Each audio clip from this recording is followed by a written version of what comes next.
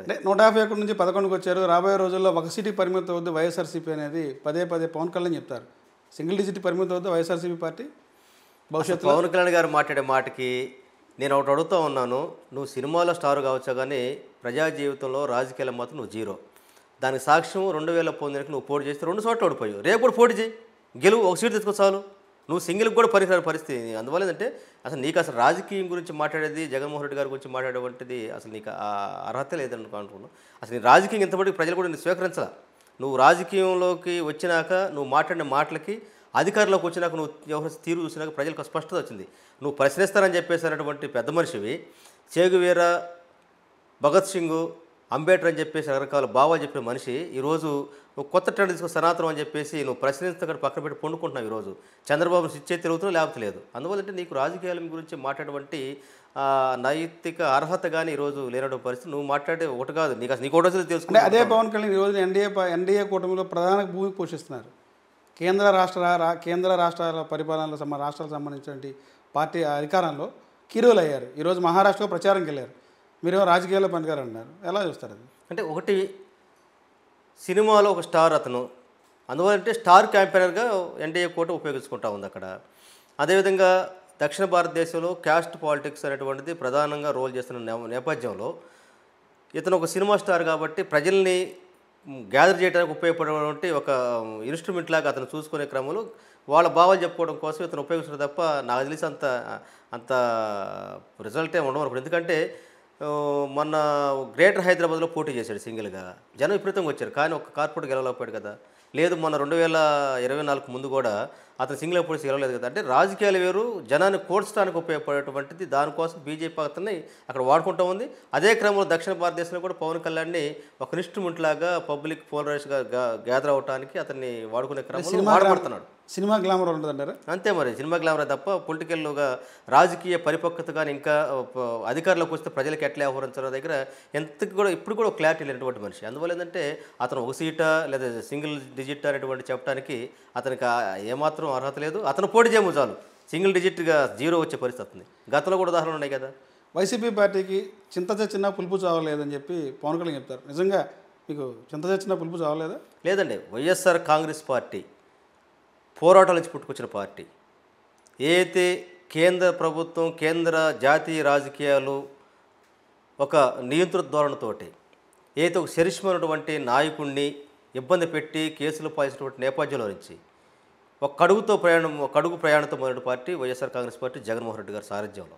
అందువల్ల ఏంటంటే ప్రజల పక్షాలు ఉంటాం, ప్రజలతో ఉంటాం కాబట్టి మాకు ప్రజలు అంటున్నారు కాబట్టి అందువల్ల ఆ దమ్మే ధైర్యం తప్ప మాకు చచ్చిపోవాలి. మన అన్నట్టుగా చింతగా అయిన పాత్ర కూడా ఏమన్నారు, మరే ఓడిపోయాడు కదా, సావలేదు కదా అని. అంటే వాళ్ళకి తెలుసు ఇతను ఒక సంజీవం లాంటి ఎక్కడ అవకాశం మళ్ళీ ఎగుస్తూ చేస్తాడు ఉంటాడు. అందువల్ల అంటే ఈరోజు వాళ్ళు ఎంత బలంగా మమ్మల్ని వ్యతిరేకించి కొట్టినా అంతే బలంగా పైకి లేస్తారు రేపు. అందువల్ల ఏంటంటే మాకు బలము, మా ధైర్యం, మా బలగం మొత్తం కూడా ప్రజలే.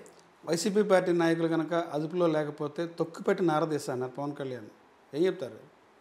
నోరు అదుపులో లేకపోతే తొక్కుపెట్టి నారదీస్తా అంటారు. అసలు పవన్ కళ్యాణ్ గారు ఆయన మాట్లాడే మాటలు కానీ వాళ్ళ కార్యకర్తలు మాట్లాడేటువంటి మాటలు కానీ మరి వాళ్ళ కార్యకర్తలు ఈరోజు ఆర్పీ కావచ్చు, వాళ్ళ మనిషి ఈరోజు రాయపాటి అరుణ్ కావచ్చు, వీళ్ళంతా కూడా జనసేన వాళ్ళు మొత్తం కూడా వాళ్ళు మాటలేంటి. అందువల్ల ఏంటంటే నార తీయాలన్నా తొక్క తీయాలన్నా ఆ మాట్లాడేటువంటి ముందు ఒకేళ్ళు ఎదురు చూసినప్పుడు 4 ఏళ్ళు ఈ పక్క చూస్తే మాత్రం పవన్ కళ్యాణ్ గుర్తుపెట్టుకోవాల్సిన అవసరం ఉంది. అంటే ఎస్సీ వర్గీకరణ మేము కట్టుబడినాం అని చెప్పి పెద్ద మంది అవుతామని చెప్పి చంద్రబాబు గారు చెప్తారు. ఎస్సీ వర్గీకరణ మేము మీ పార్టీ స్టాండ్ ఏంటి? వైఎస్ఆర్సీపీ పార్టీ స్టాండ్ ఏంటి?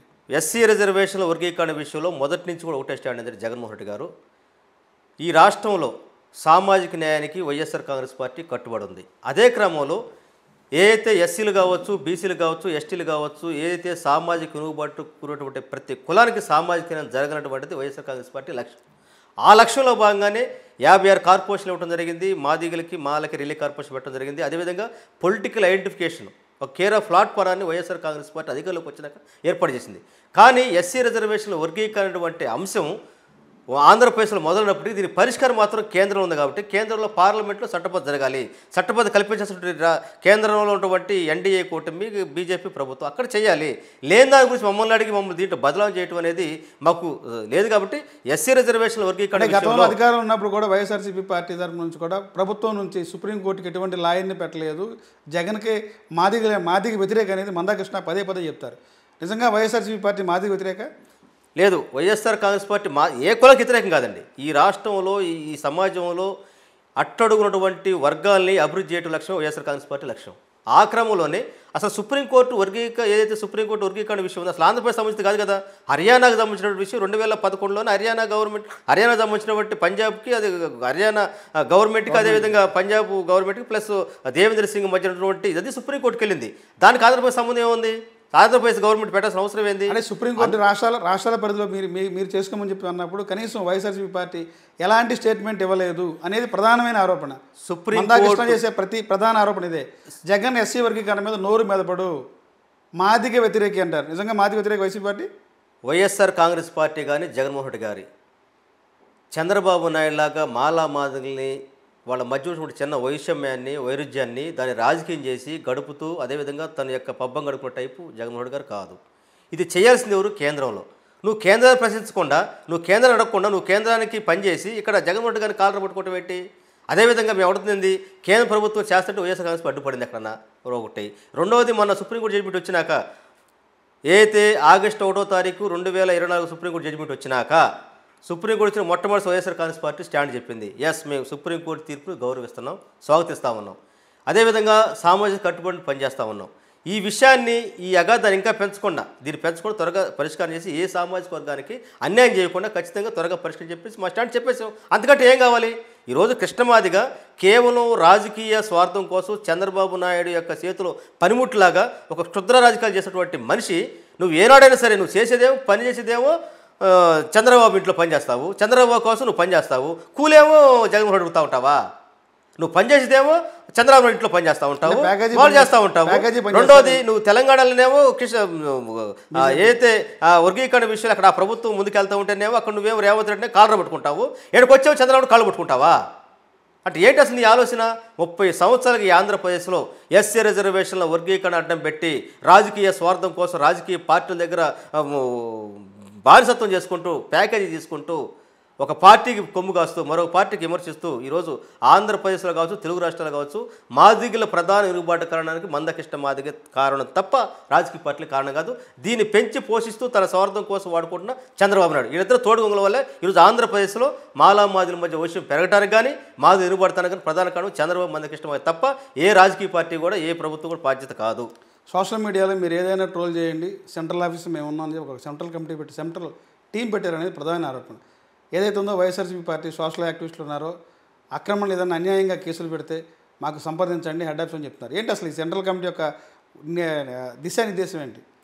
కంట్రోల్ డెస్క్ అది ఏంటి అసలు? What is what? ఒకటండి, అంటే ఓన్లీ జగన్మోహన్ రెడ్డి కానీ ఆనందం కోసమే ఈ రోజున టీడీపీ పార్టీ ఎన్డీఏ కూటమి ఎవరుతున్నారో సభ్యులకు వాళ్ళని ట్రోల్ చేస్తున్నారు, తప్పుగా ట్రోల్ చేస్తారనేది ప్రధాన ఆరోపణ. వాళ్ళ కుటుంబాలకు సంబంధించి వ్యక్తిగత సోషల్ మీడియాలో ట్రోల్ చేస్తారంటారు. ఏం చెప్తారు దానికి? ఒకటండి, YSR Congress party social media కార్యకర్తలు ప్రభుత్వం ఏదైతే ఎన్నికల ముందు ఇచ్చినటువంటి హామీలు అయితే ఉన్నాయో ఎన్డీఏ కూటమిగా ఎన్నికల తర్వాత వచ్చి అధికారంలోకి వచ్చిన వాళ్ళు చేసే అమలు విషయాల్లో ప్రశ్నిస్తూ ఉన్నారు.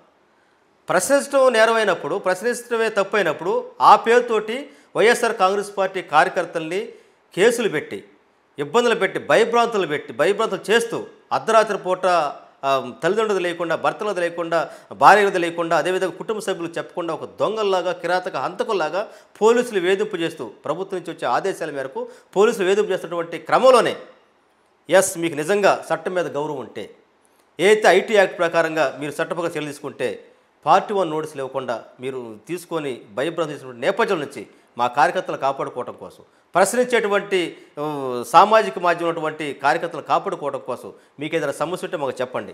చట్ట ప్రకారం మనం ముందుకెళ్దాం. దాంట్లో కమాండ్ కంట్రోల్ సెంటర్ ఏర్పాటు